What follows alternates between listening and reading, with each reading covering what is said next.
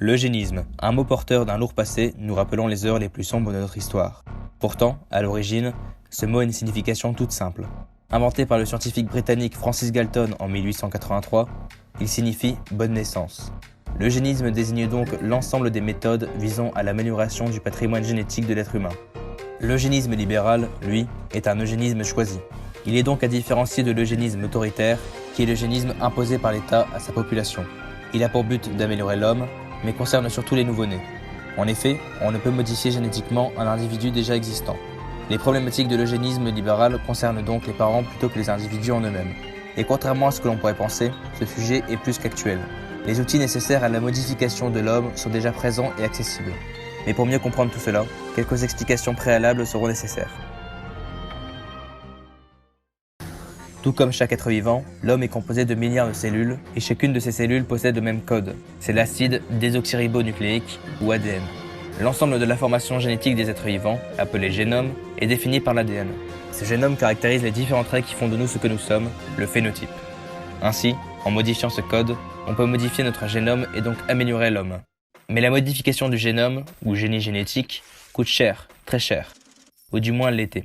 En effet, en 2012, 2 chercheuses ont réussi à mettre au point une méthode très performante pour modifier le génome à moindre coût. Cette méthode, c'est l'utilisation du couple CRISPR-Cas9. Depuis l'aube des temps, les bactéries et les virus se livrent une guerre sans merci.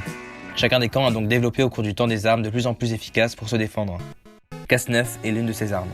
Cette protéine fonctionne comme un ciseau moléculaire. Lors d'une infection virale, elle permet de découper certains brins d'ADN du virus afin de rendre ce dernier inactif. Mais Cas9 n'agit pas au hasard, bien au contraire. En effet, les bactéries possèdent une mémoire immunitaire. Lors d'une première rencontre avec un virus, s'il est vaincu, son génome est conservé dans une banque de données génétiques appelée CRISPR. Ainsi, lors d'une nouvelle infection virale par un même virus, les bactéries peuvent donner une réponse adaptée et indiquer la bonne séquence à découper à Cas9. Grâce au couple CRISPR-Cas9, on a maintenant appris à modifier le génome des êtres vivants. En donnant une séquence à Cas9 par le biais de CRISPR, la protéine peut ainsi découper des brins d'ADN choisis que l'on va ensuite remplacer par une autre séquence. On réalise ainsi une modification choisie du génome. Cependant, même si l'on parvient à modifier le génome de notre descendance, l'environnement dans lequel elle grandira influencera grandement son phénotype et sa personnalité. De plus, le couple CRISPR-Cas9 n'est pas miraculeux. Le génome humain est extrêmement complexe. Certaines caractéristiques humaines reposent sur plusieurs séquences d'ADN, alors que Cas9 ne peut modifier qu'une séquence à la fois. Enfin, les risques de l'utilisation de CRISPR-Cas9 ne sont pas nuls. Malgré cela, il reste très efficace et n'est pas le seul outil disponible pour modifier le génome humain. Actuellement, la législation internationale interdit et condamne toute modification du génome humain, du moins pour l'instant.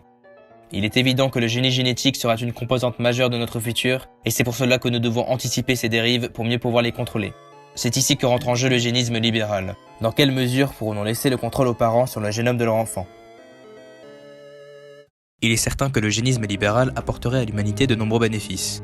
On pourra supprimer toutes les maladies génétiques sans trop grande difficulté, et cela pourrait même mettre fin à toute forme de racisme ou de xénophobie, la couleur de peau n'étant plus qu'une option parmi tant d'autres.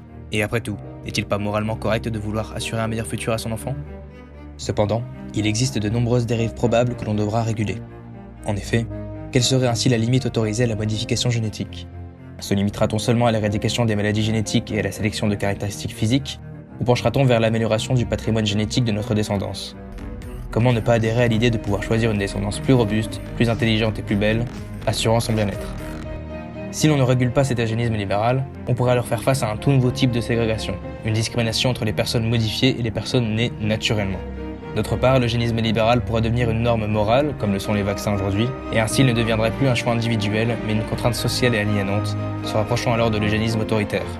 Enfin, le génie génétique n'étant pas gratuit, une autre ségrégation est à prévoir.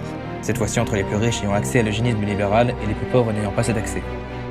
Mais avant de se poser toutes ces questions, avant de vouloir assurer le meilleur futur à son enfant, il faudrait pouvoir définir ce que serait ce meilleur futur.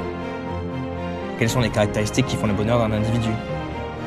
Une personne plus grande, intelligente, robuste, sera-t-elle plus heureuse qu'une autre ne possédant pas ces qualités ? Ces nombreuses questions devront trouver leur réponse si l'on ne veut pas risquer de trop grandes dérives dans les années à venir. Car bien que l'eugénisme libéral propose de nombreuses perspectives avantageuses pour le futur de l'humanité, il amène également son lot d'inconvénients et de dangers qui devront être régulés. Personne ne peut prédire les réponses que nous trouverons à ces interrogations complexes. Seules les décennies à venir apporteront ces réponses, enfin, seulement si nous sommes encore vivants pour y répondre.